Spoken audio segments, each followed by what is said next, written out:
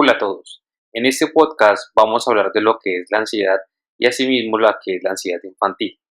Para iniciar este tema vamos a iniciar definiendo qué es la ansiedad. La ansiedad es una emoción normal que todas las personas hemos experimentado. Forma parte de mecanismos básicos de supervivencia y es una respuesta a situaciones del medio que nos resultan sorpresivas, nuevas o amenazantes. Una reacción de ansiedad normal sería, por ejemplo, los hormigueos en el estómago cuando vamos a una cita importante, la tensión que se siente cuando un jefe está enojado o cuando un niño necesita presentar un proyecto. La ansiedad incita a actuar frente a una situación amenazadora o nos prepara a escapar. Es decir, se trata de una emoción encaminada a la adaptación y a la preservación. Nos ayuda a enfrentarnos y a situaciones estresantes para tener el mejor desempeño. Sin embargo, como toda función de un sistema del organismo, este mecanismo normalmente debe ayudarnos a enfrentarnos a una situación y puede verse alterado de diferentes maneras. En algunos casos, resultando esto una respuesta desadaptativa que ocasiona disfunción en la vida cotidiana. En otras palabras, un trastorno de ansiedad. El trastorno de ansiedad es una enfermedad que tiene un síntoma central, una ansiedad intensa, desproporcionada y persistente que afecta diferentes áreas de la vida cotidiana. Esto puede dificultar estudiar, trabajar, convivir con sus amigos o con su propia familia. Desafortunadamente, y a pesar de ser un trastorno mental común en la población general, con frecuencia pasa a ser sin ser identificada o tratada. Dentro de las edades de la pediatría, es una etapa en la que se presentan trastornos de ansiedad y estos son detectados y tratados a tiempo, se puede disminuir el riesgo de su persistencia en la edad adulta. Es de suma importancia puntualizar que dichos trastornos no son de voluntad, no son irreales y tampoco son un diagnóstico de exclusión. Es decir, después de haber hecho estudios de laboratorio y de gabinete, estos han sido normales, entonces el individuo no tiene nada que debe ser al campo de la psiquiatría. Se debe considerar en todo momento la posibilidad de que el paciente esté sufriendo un trastorno cuando se presentan los síntomas que vamos a hablar más adelante. Y no solo pensar que ya hemos descartado todas las posibilidades, pues esto puede retrasar su diagnóstico y de general afectar lo que es al paciente, al usuario o a su familia. Lo mejor en todo es evitar en todo momento señalar que el origen de los síntomas es producto de los nervios, ya que resulta desalentador y fomenta el estigma de los padecimientos mentales, no solo del paciente, sino de su familia, la cual es de suma importancia para el apoyo y para el apego al tratamiento.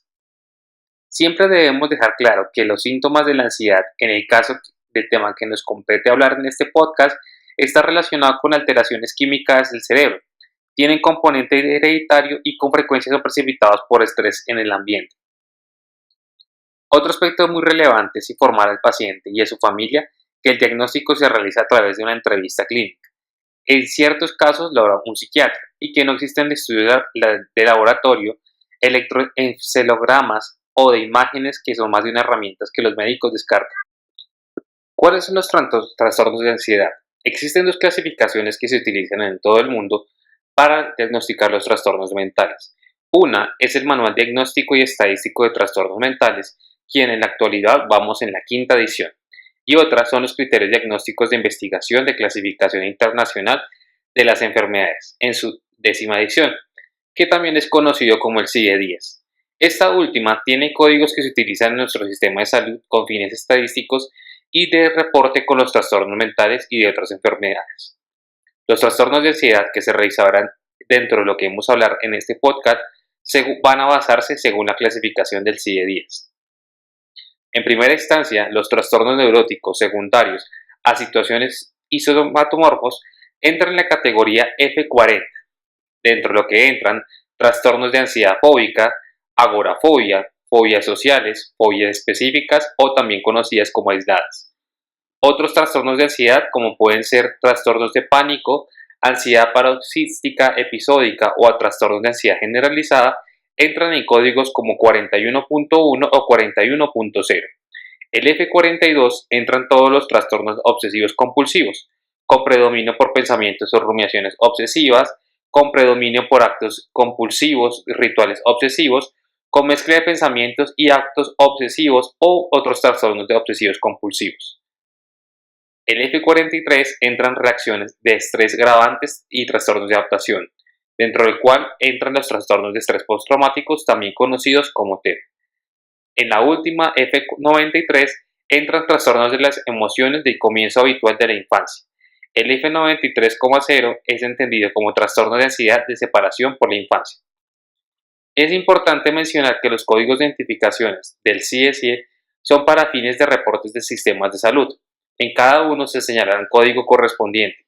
Sin embargo, a la clasificación del DSM-5 para la evaluación de los trastornos abordaremos diferentes en este podcast. Dentro del DSM-5 clasifica los trastornos de ansiedad de la siguiente manera. Trastorno de ansiedad generalizada, también conocido como TAG. Trastorno de ansiedad por separación, también conocido como TAS. Trastorno obsesivo compulsivo, también conocido como TOC. Trastorno de angustia, conocido como TA. La fobia específica, conocido como FE. Fobias sociales como FS. Trastorno de estrés postraumático, conocido como TEP. Dentro de este podcast hablaremos individualmente de cada uno y sus generalidades.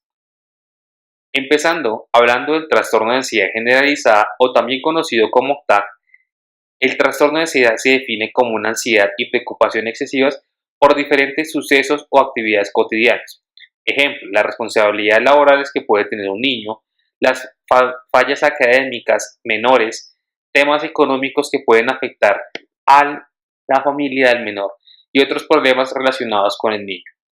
Durante la mayoría de los días, al menos por un periodo de 6 meses, es una de las características más frecuentes en el TAC.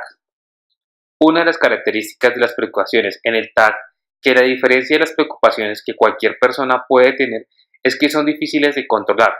Son consideradas excesivas, aunque no siempre, y son claramente desproporcionadas con las posibilidades consecuentes que pueden derivarse de la situación o acontecimientos temidos.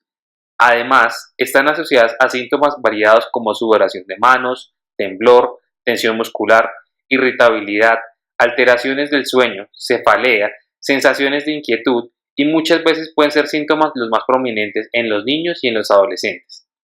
Es muy importante hacer la distinción entre la ansiedad de otros trastornos que vamos a hablar más adelante, así como la ansiedad secundaria a consumo de abstinencia de sustancias por una enfermedad química. Como se ha mencionado, la ansiedad es un síntoma central y ocasiona el deterioro en áreas importantes de la persona.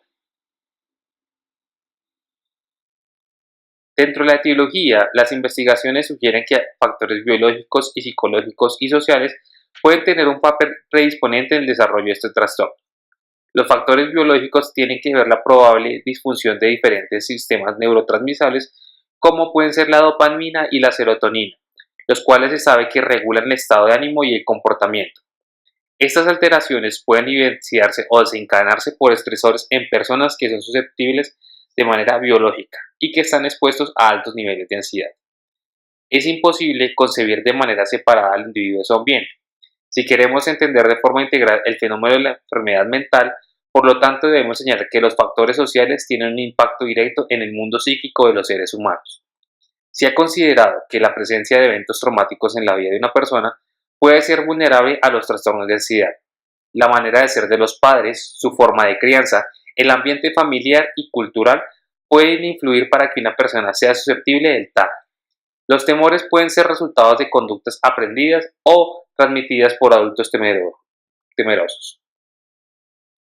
Dentro de la epidemiología, el TAC es una patología común y con gran frecuencia se encuentra comorbilidad con trastornos mentales que pueden ser o no ser del espectro del trastorno de la ansiedad, como son la fobia social, la fobia específica, el trastorno de angustia o el espectro depresivo. De 100 personas con TAC, más del 50% tendrán diagnóstico psiquiátrico comórbido. La proporción mujer-hombre en adultos es 2 a 1. Sin embargo, esto cambia cuando hablamos de poblaciones clínicas, donde se iguala 1 a 1. La edad de inicio es difícil de determinar. La mayoría de los pacientes con este trastorno indican que están ansiosos y que son capaces de recordar. Debe mencionarse que en los niños se afecta más que en las niñas en la población pediátrica. Los pacientes con TAC a menudo recurren a los médicos para el tratamiento de los síntomas físicos, pero solo de los tercios buscan ayuda profesional. Dentro de los aspectos socioculturales, criarse en una familia caracterizada por un patrón de todo o nada, blanco o negro, probablemente se continuará sosteniendo en la adultez. Estas reglas severas pueden ir de la mano con exigencias desproporcionadas, que suelen estar basadas en algún patrón cultural, moral, religioso o sectario inflexible. Muchos niños y adolescentes son valorados por sus padres como personas, solo cuando el desempeño cumple con las expectativas de los mismos. Por ejemplo, al obtener buenas calificaciones escolares o al desarrollar algún talento. La aprobación según el desempeño lleva al niño o al adolescente a creer que tiene una persona únicamente cuando son los padres perfeccionistas, y no solo quieren que sus hijos aprueben las buenas notas, sino que además ellos esperan que sean perfectos. Dentro de la evaluación, diagnóstico y recomendaciones generales, para realizar la evaluación de un diagnóstico en un niño o adolescente con sospecha de TAC, se deben tener en cuenta los criterios mencionados anteriormente, observando que se cumplan síntomas indicados dentro del DSM-5 o el CIE-10. Como se ha enfatizado en los niños y los adolescentes con trastornos de ansiedad generalizada, la ansiedad y las preocupaciones suelen estar relacionadas con el rendimiento o la competencia en la escuela, el deporte o inclusive cuando no están evaluados en desempeño. También la puntualidad puede ser un motivo de preocupaciones excesivas o con los fenómenos catastróficos como los terremotos o la guerra nuclear. Los niños que presentan el trastorno pueden presentarse abiertamente conformistas, perfeccionistas, inseguros de sí mismos e inclinados a repetir sus trabajos por excesiva insatisfacción. Sienten que los resultados no son perfectos, persiguen la aprobación de los demás y por lo tanto pueden mostrar un recelo característico. Necesitan asegurarse de forma excesiva la calidad de su rendimiento o de otros aspectos contenidos en sus preocupaciones. Durante el transcurso del trastorno, el centro de las preocupaciones pueden trasladarse de un objeto a una situación a otra. Se recomienda cuando se trata de un niño menor de 12 años se entreviste primero a los padres y luego al niño, al contrario de un adolescente, donde es mejor conversar con el adolescente y luego con la familia. Durante la entrevista se debe practicar y platicar sobre los síntomas utilizando ejemplos donde la situación que se les sean familiares y pidiéndole que se describa o explique con mayor detalle cuando quede alguna duda de los síntomas. Hay que notar que no es normal que en sus preocupaciones afecten sus relaciones con otras personas, con su desempeño en la casa o en la escuela. Aunque no identifique la causa de su malestar, el profesional debe plantear que se trata de un trastorno y que como cualquier otra enfermedad se requiere una atención especializada. No se recomienda comentar la información que le confió el niño o adolescente a otros miembros de la familia o con otras personas a menos que él lo autorice y esté de acuerdo. El profesional de la salud debe buscar convencer al chico de hablar con quienes pueden jugar un papel activo para dar soluciones. Algunas escuelas pueden contar con un departamento de apoyo psicológico y canalizar al chico con el personal especializado debe ser una parte indispensable en la evaluación y el tratamiento. Los dos tratamientos más efectivos son la terapia cognitivo-conductual y las intervenciones farmacológicas. Con el tratamiento, las personas mejoran de manera muy importante. En general, se trata de aprender nuevas habilidades ante situaciones angustiantes. Se han evaluado técnicas de relajación con buenos resultados, pero se ha visto que la combinación de ambas técnicas proporciona mejor respuesta.